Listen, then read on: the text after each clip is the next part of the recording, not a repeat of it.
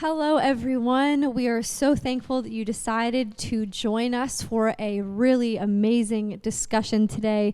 My name is Allison. I am your young adult director here at West Lawn.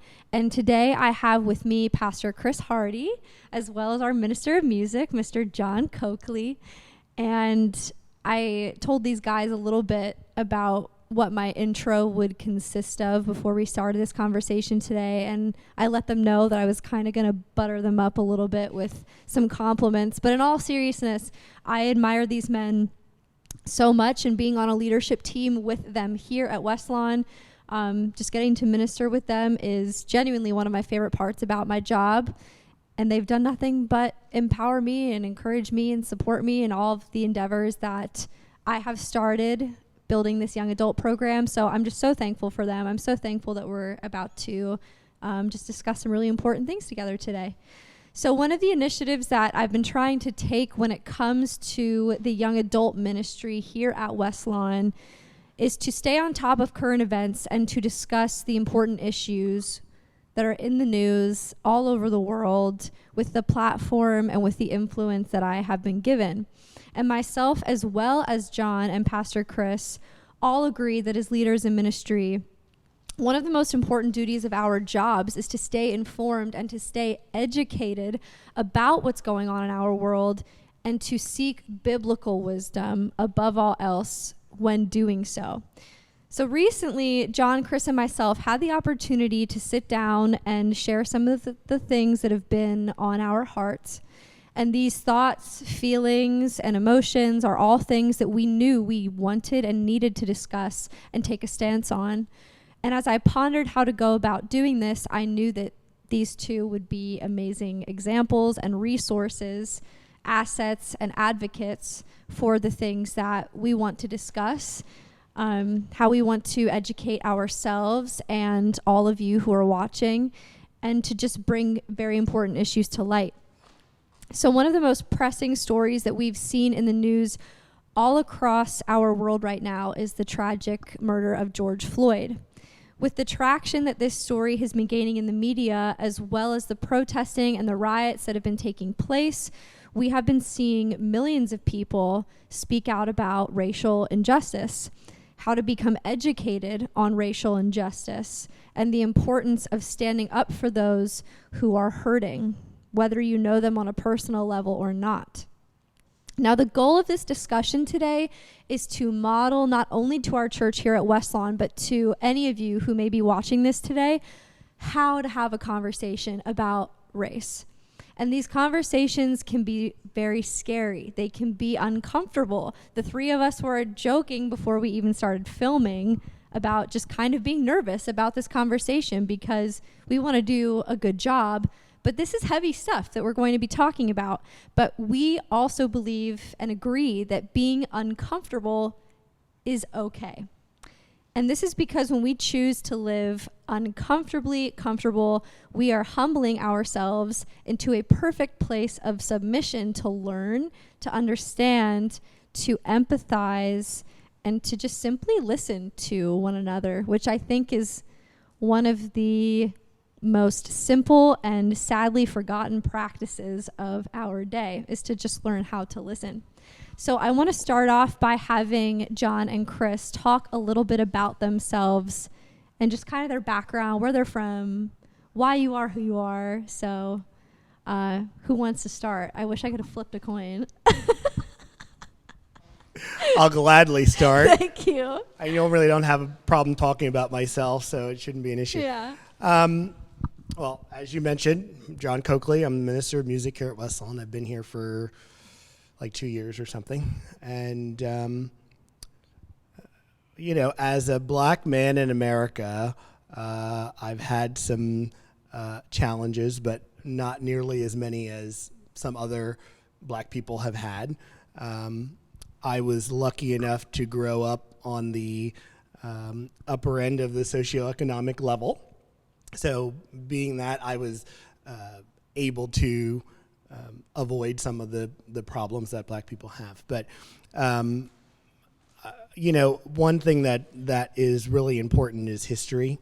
And one thing that my family is good at is making sure that the children and the grandchildren and whomever know the history. And, we are a family that has been here for a very long time. We don't know exactly how long, because if you don't know, really records normally go back to slavery and do not go before then, because slaves were not given last names often, or if they did have last names, they were the masters, the owner's last name. So there's not really a way to know that.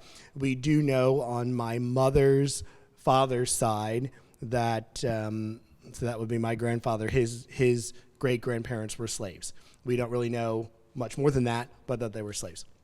So, that's an interesting kind of dichotomy, because as sad as it is to know that they were someone's property, it's also nice to know that I'm an American.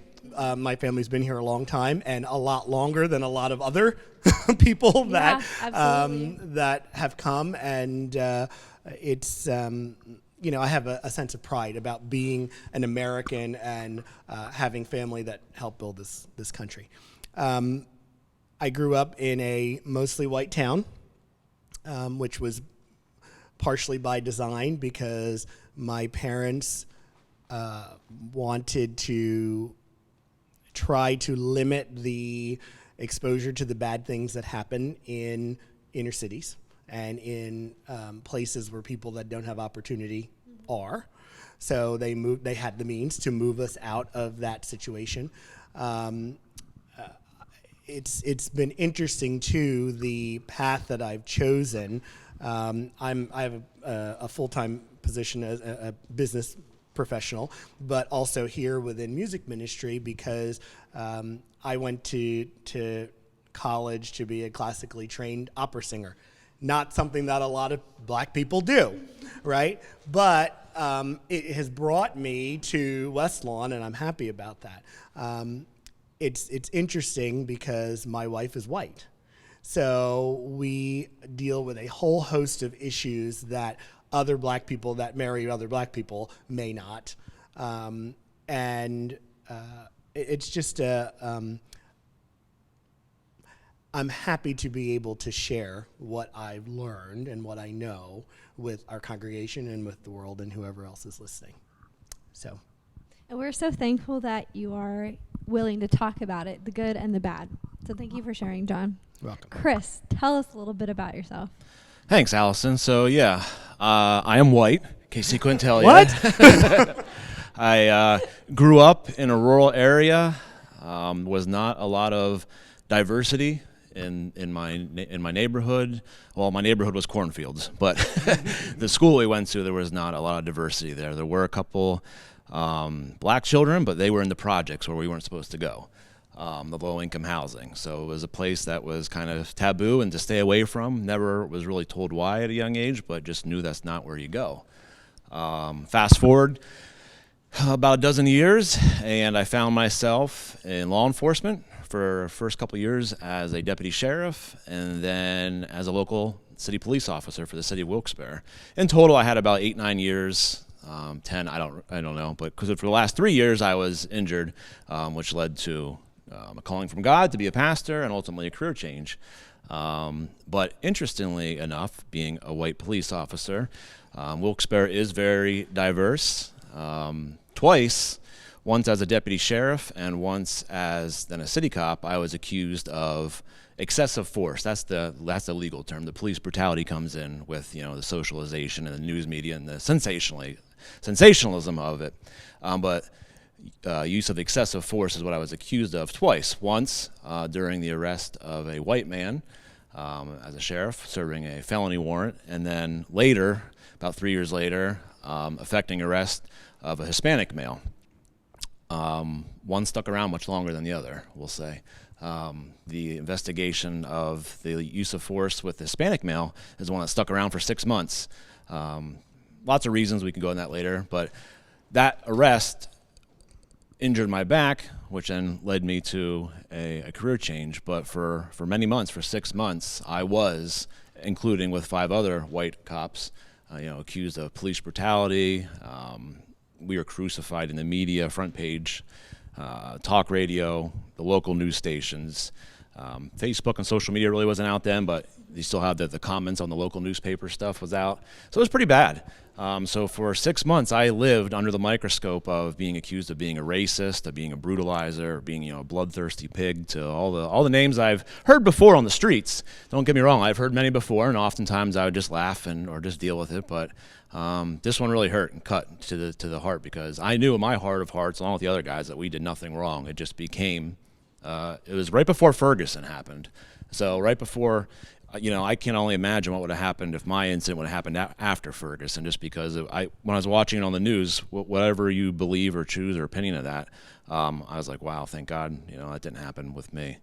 But yeah, that formed a lot of my just perspective of race, I guess. My diversity came when I was a cop, and when I went to college later, or went to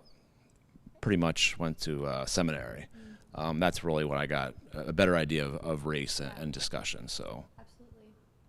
And I think it's really important that you both brought up just different accounts of social media and how media, whoever the driving force actually is behind all of the social media that we consume or choose not to consume, which quite frankly, I think a lot of us should probably choose to consume the media a lot less. I think it's important that we are showing people by having this conversation that what you see and hear in the media, it is important to stay informed and to stay involved. But having conversations like this is typically where you really hear the truth, because you're talking to people about the things that truly happened to them. And it's a lot less simple to get caught up in things that you might not fully understand the truth. You might not know the whole story, but when you sit down and can talk to people one-on-one, you get a better vision for what's actually going on in our world. Do you know what, Allison? There was a long part of our history where it was not proper to discuss race politely. For whites or for blacks? Anybody. You just didn't discuss race. Yeah. Because race was in that realm of politics and religion that was not polite dinner conversation or around the coffee table or whatever. Mm-hmm. And I think that that's caused a problem. Absolutely. Because there are people out there that think they have an understanding, but really have no idea, because they've never discussed the problem with those that are having the problem. Mm-hmm. And that's a really difficult thing to sometimes get people to understand is, you know what, if you really want to know the answer, then you have to walk in the shoes of those that are experiencing the problem. Absolutely. I completely agree. And to think about that too, what you said about race understanding. For a white person, maybe Allison, you may or may not agree or disagree, but I never really was asked what it means to be white until I was in seminary. I'm already 30 years old when I was in seminary, and I never stopped and thought of that. Like, what does it mean to be white? I don't even think I've ever been asked that question at all. Yeah, so, my professor was like, "What's your culture?" I'm like, "I don't know. I don't really Football, know. Baseball, and barbecue or McDonald's." And that is that informs this entire conversation, because I've been asked that question countless times. Absolutely. Yeah. And especially being the life that I've led, being that I've and most of my life, except for when I'm with my family, I'm surrounded by white people. Mm-hmm. And when I say my family, I mean my biological family, not my wife's family. I'm surrounded by white people. I'm asked that question all the time, and it's not that there's a problem with that, but that is just a difference in how things are. Yeah.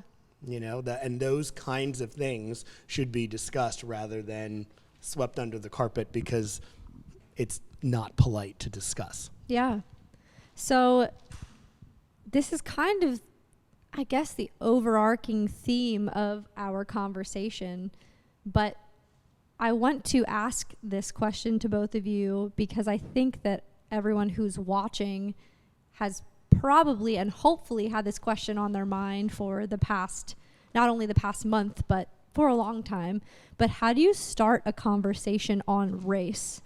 I think a lot of people kind of view it as this very scary, touchy. Some people don't think it's very polite for some reason, when if you really want to look at it just from a factual standpoint, it's like there are differences in the colors of our skin. And if we want to start there, how do you even start a conversation? I think it's just as easy as saying, hey, what do you think about Minneapolis? Yeah. I won't go up to a stranger and do that. I think you can do it with your family or someone you have rapport with, someone that you respect and you understand you can have that dialogue. But I think dancing around the bush or making it a taboo, like we can't talk about it because you don't do it, I think that creates the issue, the problem. Ironically or interestingly enough, both of my younger children approached me about Minneapolis and said about George Floyd and, do you think that was racist or do you think racism was involved? And initially my answer was no, and I still kind of stick to that. I see a corrupted cop obviously made a bad decision and cost his man his life. Now, I believe that death then becomes symbolic of 400 years of oppression. John, you might disagree with me, and that's okay. But, however, since they started and asked me about racism, I said, yeah, terrible things have happened to our black brothers and sisters throughout history, and that kind of snowballed the conversation. I'm reading a book right now. It's kind of interesting. White Fragility. I feel like you and myself and a lot of other very, I don't want to say responsible, but people who are trying to be responsible by getting informed that's one of the books that's kind of like on our list to read right now. I've heard great things about it. Yeah, I don't know if it was in her book yet or I watched a 20-minute YouTube about her giving a presentation. And it just kind of, John, maybe you have experienced this when a little kid's in a grocery store and says, oh, Mommy, there's a black man. And how the parents respond really informs. That's when the teaching happens. Right. That's when the teaching happens. And it depends on how I'm dealing with the exact same thing with my kids right now. That is when the kids are learning how we talk about race. When little Johnny comes up and says something that we don't want to hear at that moment, and we say, oh, no, you don't talk about that. Right. Oh, wow. Absolutely. That is when that happens. I think that you really hit the nail on the head about talking about how we talk about it, because it's interesting. Throughout my entire life, there has never been a time when race has not been in the forefront of my mind, because it has to be. Because when I walk into a room, whether I like it or not, there are ideas that are floating in that room. Now, they may or may not be positive, they might be negative, they might be whatever, but those ideas are there. Just like when Chris walks into a room and somebody says, okay, there's a man, a white man, You walk into a room, they might say, oh, look, there's a white woman. But there are ideas that are connected with being a black man that inform that thought process, right? So in a lot of cases, the idea that we are having a discussion about if there's a choice about having a discussion about race shows what the problem is, right? Because there are some of us that do not have a choice. We have to have a discussion about race every day in, I won't say all interactions, but in many of the interactions that we have.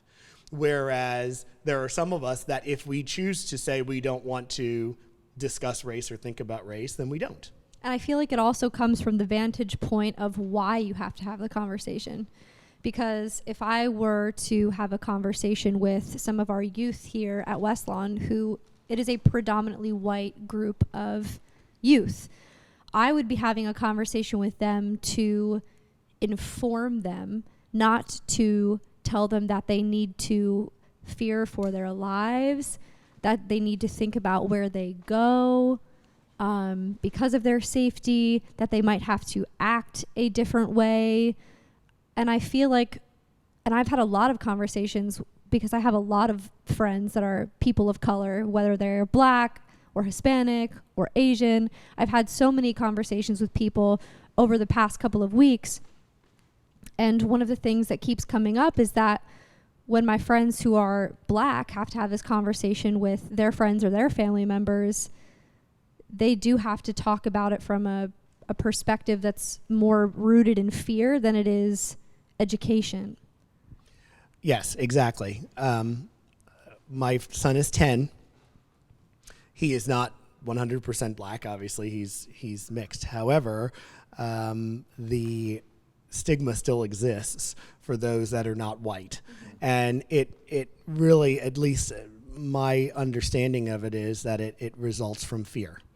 That a lot of the issues that happen are because people that are not normally exposed to a certain other type of people might develop fear of those people.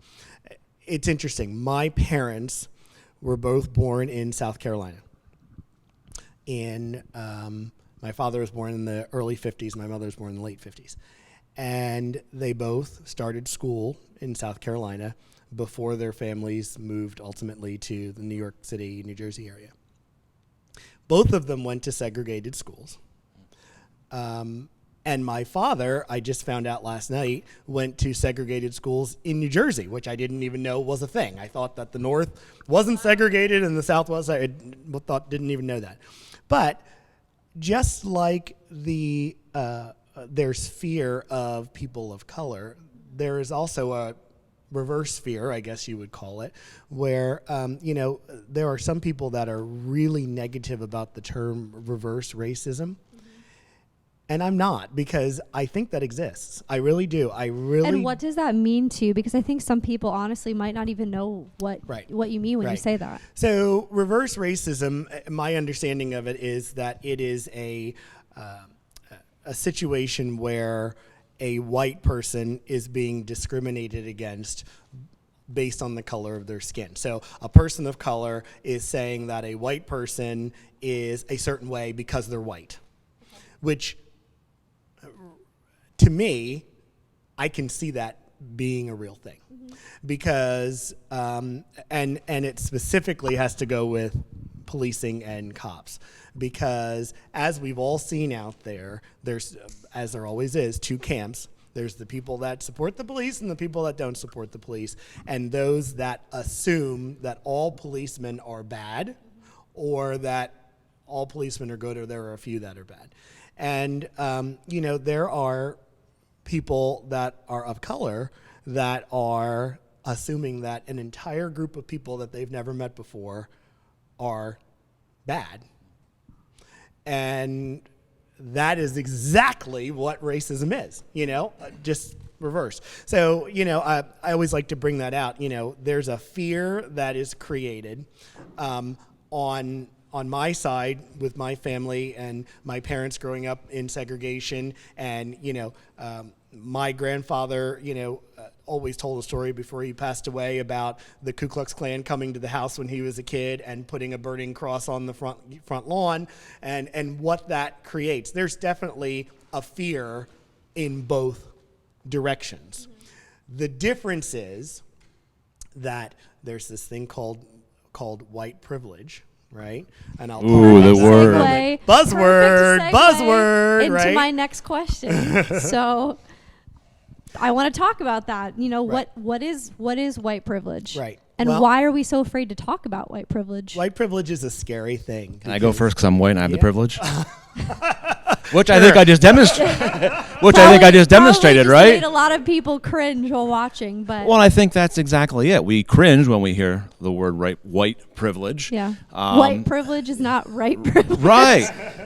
We just started a new slogan. And myself included, I always didn't understand or accept or appreciate or even just comprehend what white privilege was. Yeah. I am in the camp of white privilege now.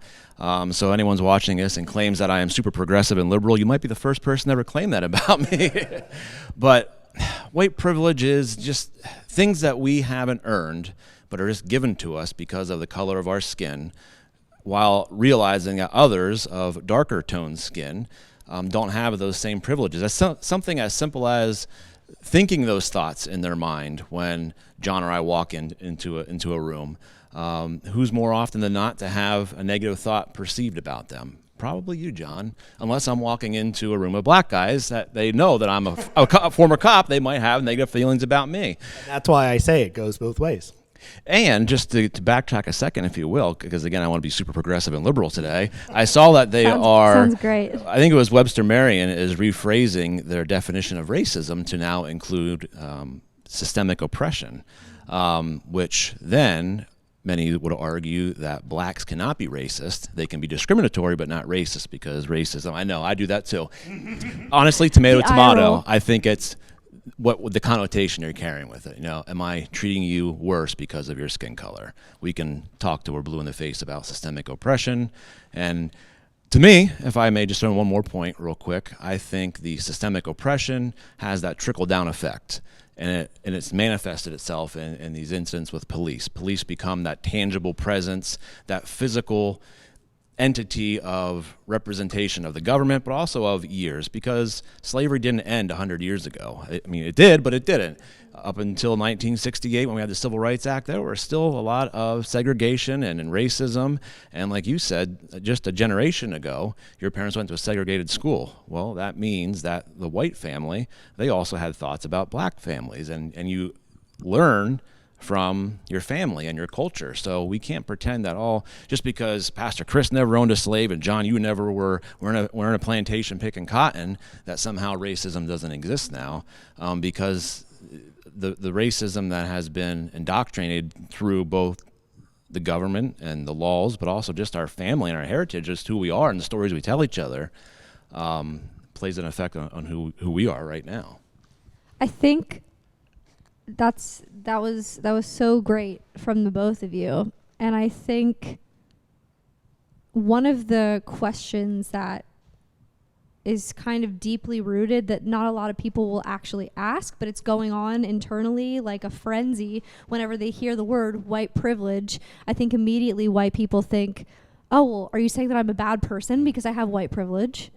Why am I a bad person? Right. And that's false, because that's not what that means, and that's not what we are trying to say when we talk about white privilege. It doesn't mean that you're a bad person. It doesn't mean anything really about that individual person. Exactly. I mean, white privilege is a manifestation of a broken system. It really has nothing. Just want to drop the mic. Can you actually just say that one more time? I'm serious. It is. White privilege is a manifestation of the broken system. It doesn't have anything to do with the individual people involved. It has to do with the fact that, let me think of an example. Redlining.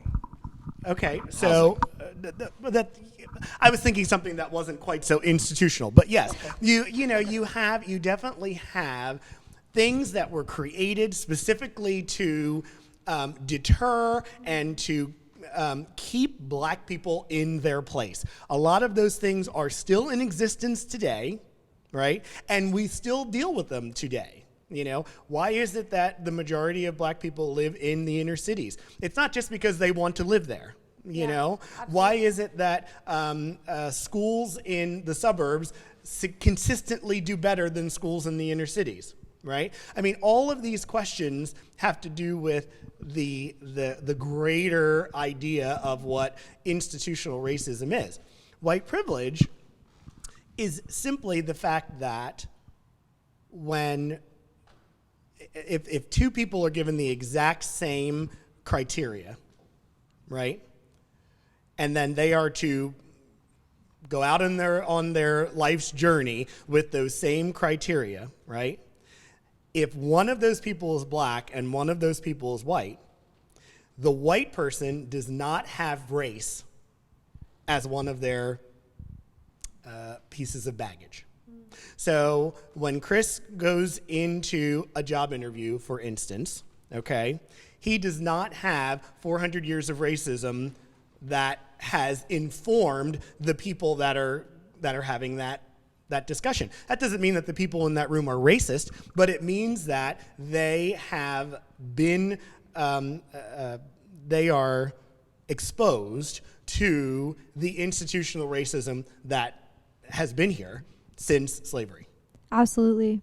And I think, to piggyback off of what you were saying too, the fact that it has to even be a thought, like, oh, we have a white applicant and a black applicant, which another thing that we probably won't touch on completely in this conversation, because I think that would be a great topic for another discussion as we continue these talks together.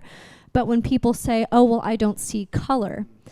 And I love that phrase. yeah, because we have to talk about the fact that, I do believe that there are some people who say that their heart behind it, it's not a negative thing, but they don't realize. Let me just say something. Please say something. I want you to see my color. Absolutely. Because I am proud of all of the people, the black people that helped build this country, just as much as the people that came on the Mayflower, and just as much as the Italian immigrants and the Irish immigrants and all of the people that have come since then. My black family helped build this country. So I want you to see that I'm black. Absolutely. I want you to, at the traditional worship here, we do gospel music. We go to town Yes, we do. on gospel music, right? And why do I Yeah. do that? Because I believe that all types of music have equal merit. And I want you to know that I grew up singing gospel music, and I know something about that, you know? So the idea of Yeah. not seeing color is twofold. Number one, it's not productive because It's also just not true. it's also not true. But then the other thing is that is a manifestation of white privilege that you can say, oh, I don't see color. Well, I don't have that choice to Yeah. not see color. yeah. You Well, and the know? fact then, too, when we say, well, we don't see color, is because there's some buried racism there, even if they're intending it or not, because then that implies, well, because we are equal now, because we're both human beings, which gets thrown around a lot, Which is then very just because frustrating. I succeed and you don't, well, clearly I worked harder and you must be lazy. Laziness. Wow. Crickets. Crickets? No, that was just. No, that was great. And before we sat down to have this conversation, I actually had both John and Chris sit down and just write up some points, like things that I could pull from, experiences that you have had, some of your background, some of the things that really get under your skin, some of the things that you're passionate about. And I actually would really like Pastor Chris to touch on this, because one of the things that he said is that he was talking about specific things, experiences, making it hard for him to listen and accept white privilege. And then he said, because I viewed it as coming from a bunch of, and I quote, because I love this part, progressive snots who never had any real life experience. And then Pastor Chris also shared that, honestly, that some of his white allies are the ones who were actually brutal to him, and that he was able to connect more with his black and Korean brothers and sisters. And I would just love for you to talk about that, why it might have been difficult for you to listen and accept white privilege because of the experiences that you had, because I think that there are a lot of white people that they get that. They feel that uncomfortability. And I know that there are a lot of people who, even though they feel uncomfortable, they want to work through that. But what would you say to them? Yeah, that's a heavy question. There's a lot to unpack there. Absolutely. So to give a little bit of background, that thought process of the progressive snots came into mind when I was attending seminary. I Drew Theological School. It's in Madison, New Jersey. Wonderful school. They challenged me. I grew there. But when I jokingly said, if you were calling me progressive or liberal right now, that'd be the first time ever, because, I was the manifestation of, someone extremely right and on the conservative there, being a white male, heterosexual, and a former police officer. And this was right at the height of Black Lives Matter movement coming out. So I literally became like the whipping post.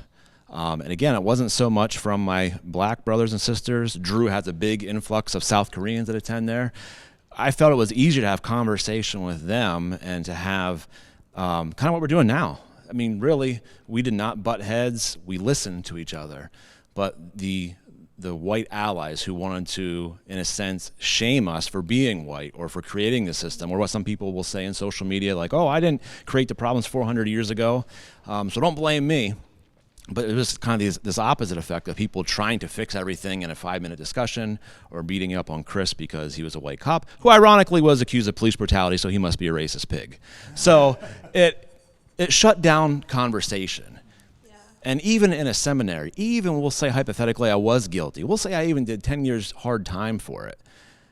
What part of forgiveness and the ability to see each other then and the reconciliation, I think it's ultimately what we're trying to do here. I don't think I have all the answers. I know I don't have all the answers, and I just think you'd agree. But the ability just to hear, to listen, and just to look at the other person and see them as a human being, I think is ultimately what we're going for. You don't have to be over the top. You don't have to whip yourself because you are white, or because you are white, or because maybe, your great-grandparents were a slave owner or a slave trader. And as hard as that might be to understand, yes, it is not your fault for what happened then. But you don't get off that easy. These systems are in place now, and as Christians, with the moral compass of Jesus Christ, we are called to do better and to make the world a better place to live in and to bring God's kingdom of equality. This isn't everyone just gets a fair share, so please don't turn this into socialism, but it is about equal treatment. It's about the ability to apply for a job or to live where you want to apply for a mortgage and not have it struck against you because you're black. I mean, it's just the simple things. I mean, big topic, big issue, a lot of variables. John? Let me say amen, preach on, Pastor Chris. Amen, preach on, Pastor Chris. You both have had a lot of mic drop moments so That's far. right. That's how we live. I love it. Yeah, I agree with everything that you said. I think that the liberal-conservative divide should not inform our discussions about race. And I'll leave it at that. Amen. It should not mean that because you're a liberal that you are more concerned about race relations, and because you're a conservative you're less concerned about race relations. I just want to leave it at that. I mean, it shouldn't be that way, so make it not be that way. That's all. Make it not be that way. That's right. That can be our hashtag for this week's talk. I think one of the most important things that we've said collectively so far is that it might not be your fault, but it is your duty to do something about it. And that goes for whoever you are, whatever you look like, wherever you come from, whatever you believe in.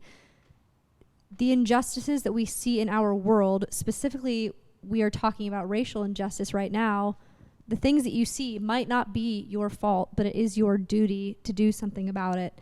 And for some people, that might be sharing their opinion on social media, because I believe that there are people out there who are positive, fierce, which is a good thing, advocates on social media that come from a logical, informed, biblical perspective, and what they're sharing is very useful. But then I also know that we've all probably seen it, that there are people out there on social media that are using their voice that probably shouldn't be using their voice, because the things that they're saying are stirring up anger and confusion, and that's not the fruit of the Spirit whatsoever.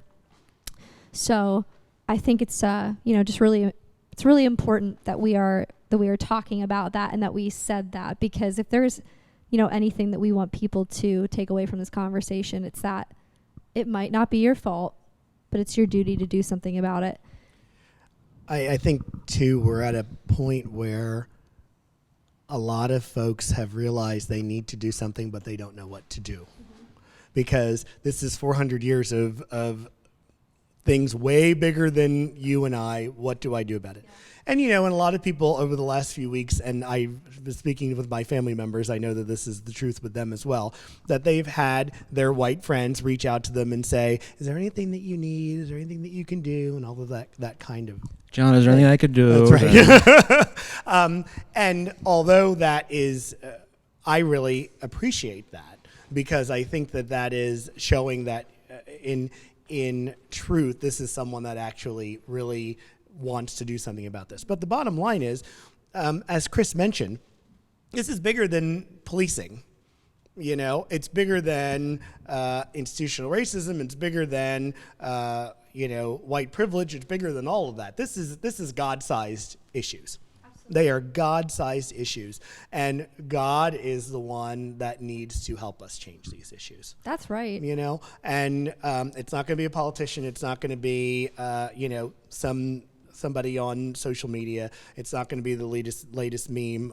it's going to be God that is going to change these things. And after struggling with that a little bit, I've found that peace where, this is the life that we live in, and God works on God's timetable. And that's the way it is. That doesn't mean that if you are viewing racism happening, that you can't do something about it, that you can't speak out about it, that you can't teach your kids about it. I think I told you, Allison, that when I was about 5, I remember late one night coming home. You literally keep segueing I'm really perfectly good. into these really good. points. I don't know. You're reading my mind. I know. Ask Pastor Jeff. I'm really good. It's a telepathy thing. That's exactly where I'm going. But anyway, when I was a child, I was about 5, coming home from a family party. It was late. We were pulled over by a policeman. As far as I know, as at least how the story's been told to me, nothing wrong with the car. No one was speeding. It was simply one of those cases of a group of black people in a car late at night. And when I say one of those cases, that's something that happens. Black people get pulled over at a higher rate than other races.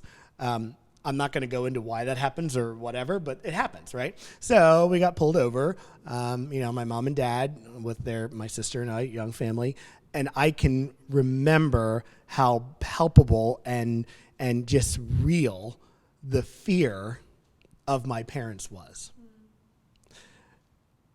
And that fear translated into them disciplining us because we were playing around or doing whatever, and saying, this is serious, like you would say to your child if they were about to burn their hand on the stove or they were about to run out in traffic.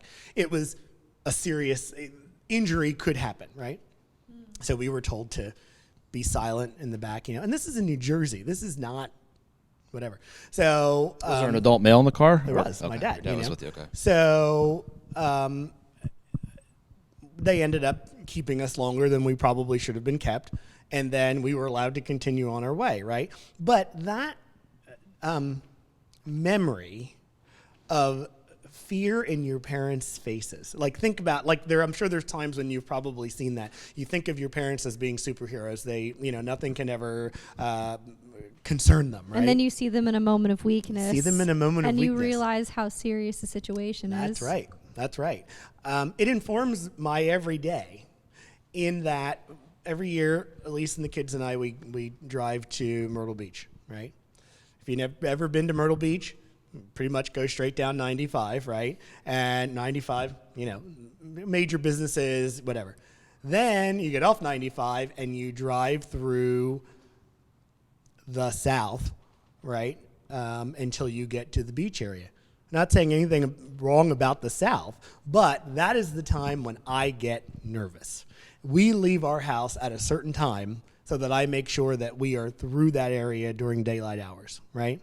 Now, does that have anything to do with police? It has more to do with the media than I think it has to do with policing.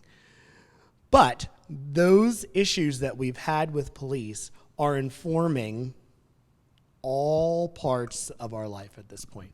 So to go back to your original point, obviously none of us were around when slavery started, ended, or any part of it, right? But those years, are part of our country's history, and they inform every single thing that goes on in today's world. It informs the reason why if I walk into a high-end store, why there may be a store clerk that follows me around and may not follow anybody else around. It's not because they are a racist. It's because they've been informed by those structures that teach them that this person is more likely to be a criminal. So there's going to be those people out there, I know they're watching, that are saying, well, that's because they are more criminals. And that's a big discussion.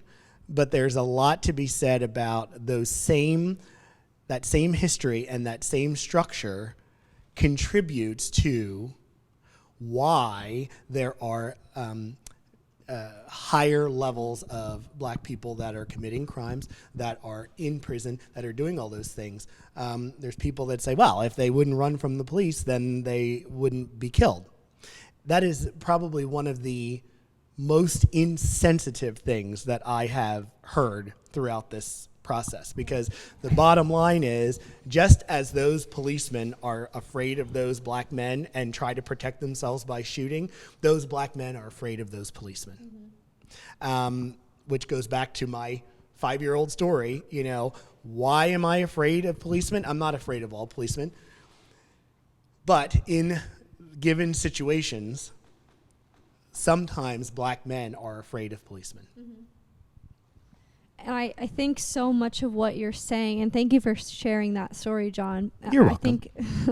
I think so much of what you're saying falls under, and I don't want to say the idea, but the fact that we are clearly very influenced by our developing culture, even if our culture has developed over the years in a way that is just not right. It's just not right. Period. It's just not right. And it's clearly not the way that God intended for our world to be and to develop. So as we prepare to close, I want to talk about how we are reaping what we have sown over the years as a world, as a nation. One of the things that Pastor Chris mentioned, just in some of the quotes that you both sent me, he said, I'm allowing racism to exist by me being silent to a degree. And I remember reading that, and my immediate thought was, wow, this is so true. Even if I do not completely understand a situation, if I don't have all of the facts, if I feel like I'm not confident enough to say something, we are allowing problems to continue to exist by being silent and choosing to not say anything or make moves forward to pursue reconciliation, and to also just pursue being more like Jesus and listening to people that are hurting and not being so insensitive, because we have been called to be empathetic, compassionate people. So I would just really love to talk about how we are unfortunately reaping a lot of what has been sown over the years. Yeah, I think that's what really hit me over these last 3 weeks. I mean, I come with my own baggage as a police officer who was injured on duty, had to change careers because of it, was crucified, metaphorically, obviously, for police brutality. So I had a hard time accepting white privilege. I was one of those people who say, oh, well, the blacks commit more crime, that's why the police are there. But you know what? Redlining, education, ghettoization, Jim Crow, keep on going. There's a reason for that, and there's a reason. There's the fatherless homes. I know that gets thrown out. Well, because of crack cocaine and yada, all those things that is listed. So it's very black on black crime. Right. Oh, black on black crime. It's so big. So to bring it back, then I don't have all the answers. I am not completely informed. I am informed about police tactics, so that's why I used to argue, till you're blue in the face. But like this, shooting a fleeing person, unless they're a felon, you can't shoot somebody unless they're actively engaging in a heinous crime, which is the threat of imminent death to somebody else. You can't shoot them just because they have run. You can't chokehold somebody out. You can't put your knee on somebody's neck. It's frustrating. It's frustrating as a white person. It's frustrating as a former cop, because there are 99.9%, this is Chris Hardy's, statistic of anecdotes. Great book. Good police officers, men and women that want to serve. However, we do adopt and we do accept and we do see, we unknowingly are implicit with our own biases and our own prejudice. I am biased and implicit and prejudiced in some things, just as you are as well. It's just who we are and what we adopted. But I've determined now, as even we were joking around about being nervous before we started here, we're kind of, I won't say shooting from the hip, but we're speaking openly and honestly in one single take. This is not going to be edited. This is not scripted. This is us just trying to be real so we can model for anyone else. John's a human being. Chris Hardy is a human being. We can see each other, we can talk, we can listen, but not try to dissect every single word that someone is saying to you, and then to make that the next hashtag, or to make, oh, see there, that's why he's wrong and he has no credit. Like, that's nonsense. We can't do that to each other. I just wish if anyone, even just one person, just sees this conversation, just to pump the brakes, to slow down, and to just see what's going on. And for the last 3 weeks, what really smacked me in the face was, because I didn't see race initially, and I still don't see race. I am going out on a limb and say that white cop didn't have the intentions of murdering a black man that day. And even after he was charged, and even after he was fired, including the other 3 officers, the uproar of the riots and the protest still increased. And I had to ask myself why. And to me, it was symbolic of just everything that's going on. And this just happens to be my epiphany, but I'm sure for many others, just one of the most obvious of cases where you can't even look at it and dispute it any other way. I mean, there's nothing to dispute, nothing. But then, even that still then reminds us, sadly, of our history and of what keeps going on and on and on. And even those instances, as I go backwards in my mind now, of the other incidents, I said, well, maybe the cop thought this, maybe did that. It's like, but it just keeps occurring to happen. But yeah, I'm just encouraging folks. I don't know everything, but just have discussions. Don't make it taboo. Learn, read, hear the other person. That's ultimately my message today. And John, what is your take on that? Just hearing what Pastor Chris had said. Well, we are here for agreements and disagreements. I want to show people that we can talk about. Yeah. We can talk about these things. I think that having the discussion is important because for a long, long time there was no discussion. Anything that you can learn about anybody else's experience other than yours. I don't care where you grew up. I don't care what you do. I don't care. Anything you can learn about other people is going to help, because then you can understand a little better. If you grew up in one place and the only thing you ever saw was the same kind of people and you died in that place, then you can't discuss somebody else's concerns. So I don't think there's been a time in our history better than now to be able to inform yourself, to teach yourself about others.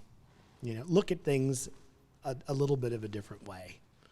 And the truth is, don't be afraid of it. I mean, Chris and I are friends. I make fun of him mercilessly. You guys really do. But it's honestly one of the funniest parts of staff meeting. Oh yeah, it's the biggest joy of my life, and and that is okay. The biggest joy of my life. Oh my gosh, it's way up here. That's amazing. That sounds like reverse racism. You guys are really friends. We really are. But the thing is that that's okay. You just because I'm a black guy and tend to be on the liberal side of things, I guess, does not mean that I can't be friends with Pastor Chris, who was a white guy, used to be a cop. That's okay. And I can tell anybody that's out there that's watching this, if they come to me and they ask me a question, I'm going to answer it because I'm interested in having that. Right. I'm Again, interested in duty. having that discussion. Mm-hmm. Absolutely. So clearly, it's important to speak up on both ends. I think everyone's goal when we have these conversations, we being just all of humanity, you have to go into conversations, especially on race and racism, not hoping to reach even an agreement. Like, that shouldn't be your goal. Because you may not agree. Because you may not agree. That's okay. And maybe you will both, two people of two different colors, will agree that injustice and racism is wrong, but then we all have such different human experience. There are all these little details in our lives, the things that we've gone through, where we come from, and then sometimes you'll have a different perspective based on where you come from. But that's why it's so important to do exactly what you were saying, John, to not just grow up and die in the same place and never try to expand your worldview. I think some people are afraid of, education is a privilege, but you don't have to rely on other people to just kind of hand that to you. Like me starting a conversation with you, I'm not relying on you saying, I'm just never going to talk about racism, but I hope John will just come up to me and correct me one day or enlighten me. Like, I believe that it's my duty, being different than you, to approach you and ask you if there are things that I don't understand, that I think you might be able to help me grasp. So I think a lot of people are going to listen to this conversation and ask the question, so what's next? What do I do if I don't know what to do? And if you had any closing thoughts or remarks to people who might feel that way, or maybe they still feel very overwhelmed, I'm hoping that a lot of people watched this and questioned where their heart's at. And if there is tension going on, I'm hoping that even in the three of us, that we all questioned where that tension is coming from. What closing remarks would you give if people feel so overwhelmed that they might not know what to do, or maybe they don't feel comfortable speaking out? Maybe that's very foreign to them. What would you say? You're the pastor. Go ahead. Yeah, and it's a heavy question, and you don't want to make it political, but ultimately, a lot of our choices and decisions come who we vote for, and our faith, Jesus Christ, should inform who we vote for, and that's how changes happen. This isn't just the president, it's not just the senators, the representatives, but it's local government as well. Know their policies. Don't just know their color. Don't know what animal they represent. Know what they represent.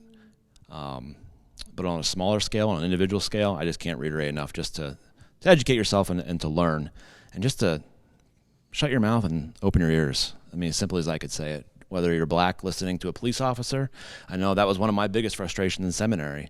Like, I was just trying to show the perspective of what could have been going, complete shutdown. So, or what it's like to be a black man. Just listen and grow. I think we have to pray. God knows our frustrations. He knows our concerns. He knows that what we're dealing with in this world. And it takes prayer and it takes meditation to allow God to speak to us and tell us what we need to do about it. Even something like this, where we are trying to help people have a discussion, it needs to have God in it, because God is the one that can make the change, but God is also the one that can help us come to an understanding of what he needs to use us to do. Not always what we want to do, but what his will is what we should do. Absolutely.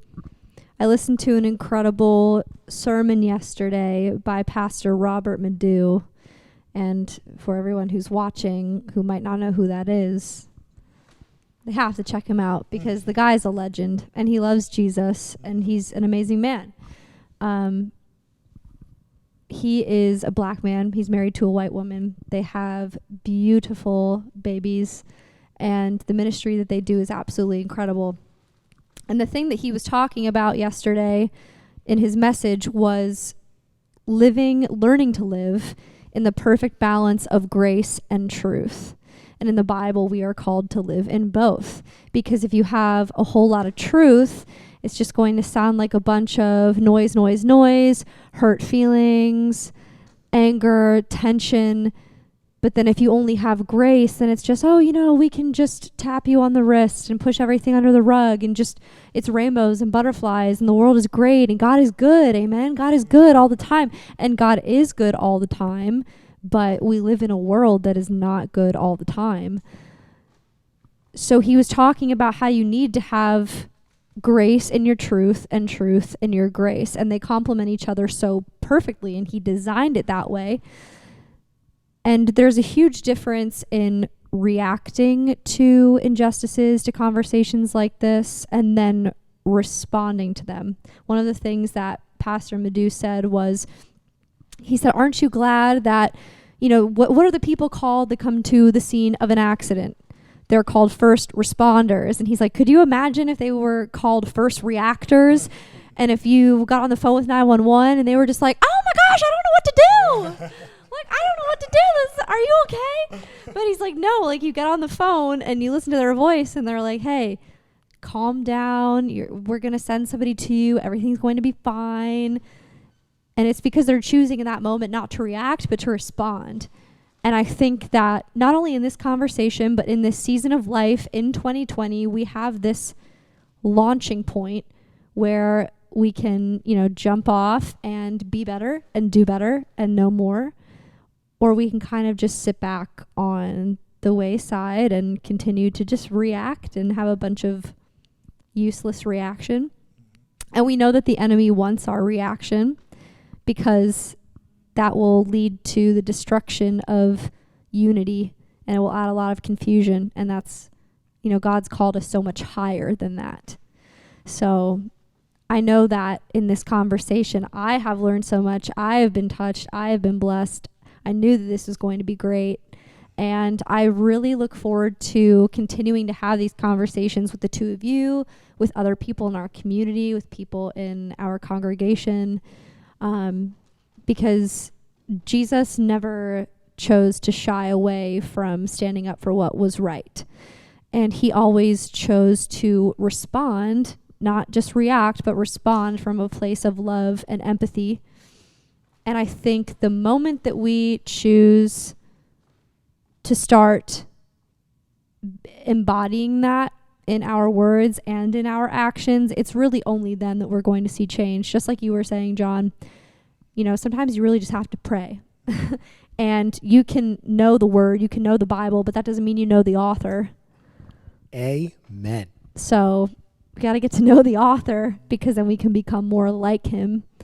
And I think that's just, change really does start there. Because you can't know Jesus and not know hate. Because when you see something so perfect and beautiful and lovely, then you start to also see the darkness that's in the world. And just as we close, I wanted to read this quote. It's one of my favorite quotes ever. And I don't just say that because we are having a conversation about racism, but I remember that when I was in second grade, I wrote my first ever book report. And my teacher laid out all of these books, all of these biographies, and they were written for like second grade reading level so we could actually understand. And you had all these people like George W. Bush, Paula Abdul, Christy Yamaguchi, Princess Diana, and you would assume that a little white girl would want to pick a princess or a figure skater or a dancer, a singer, and I picked Dr. Martin Luther King. And I really don't think I knew who he was. I think I was too young to see his face and know like, oh my gosh, that's who that is. But I picked that book because he looked different. I was like, okay, I want to get to know about this guy. And I remember reading this book. It was probably only a 20-page book, but I remember like weeping as a second grader because I had no idea the severity of what our world had experienced and then what this man had done for our world, also being a man of God. And I was forever changed by that, and that ignited something in me. And now I'm in ministry, and I work in ministry, and it's my whole life, and I'm passionate about having these conversations and seeing and pursuing the same kind of change that he was. But he has this quote, a very famous quote, and he says, "Darkness cannot drive out darkness, only light can do that. Hate cannot drive out hate, only love can do that." So as we continue to pursue these conversations and to pursue the growing and the changing of our hearts, on top of everything that we discussed today, I think it's really important that we remember the words of Dr. Martin Luther King, that darkness cannot drive out darkness, only light can do that, and hate cannot drive out hate, only love can do that. And if God is love, then clearly, and he is, we need a lot more of him. So I just thank you guys so much for having this conversation. You guys are great. And I really look forward to having more of these conversations with you in the future. Thanks, Allison. Thanks, John. Thank you. Thank you.